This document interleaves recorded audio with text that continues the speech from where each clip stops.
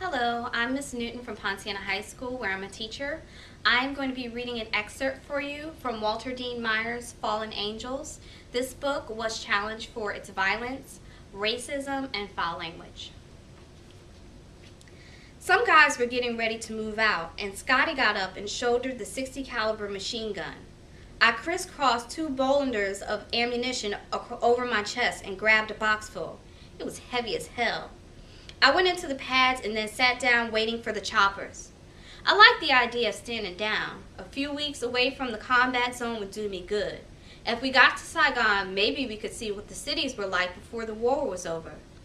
2 black guys came over and asked me if I was new. I said no, that I was on loan from Alpha Company.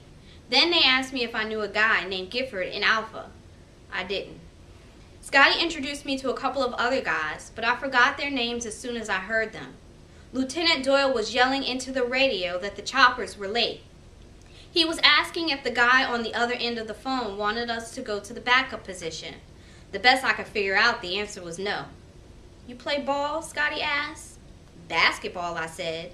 "Played some baseball, but nothing to brag about." "I played football in high school, but couldn't get into college." "You know the only thing I'm good at?" "What?" "M60 machine gun.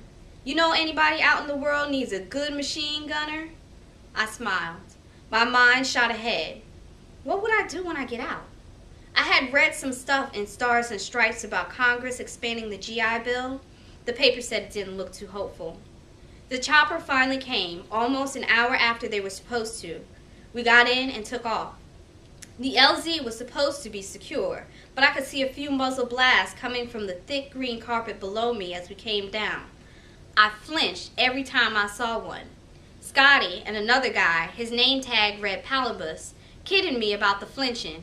"If you see a muzzle blast, it means the bullet missed." He had a lot to learn about physics, but we were already landing. The struts were supposed to take the jolt out of the landing, but I wanted to be out before they hit. Scotty was just as I was thinking, went ahead. In a moment, I was out and running behind him. The ammo box banged against my legs. I felt as if I was carrying a ton of equipment. We moved out quickly from the LZ and went into the tall grass. The grass cut my hands up so fast I thought I had walked into a booby trap. I couldn't believe it. It was like 1,000 paper cuts all over me. We had to cross the road and Doyle was telling everybody to look out for mines.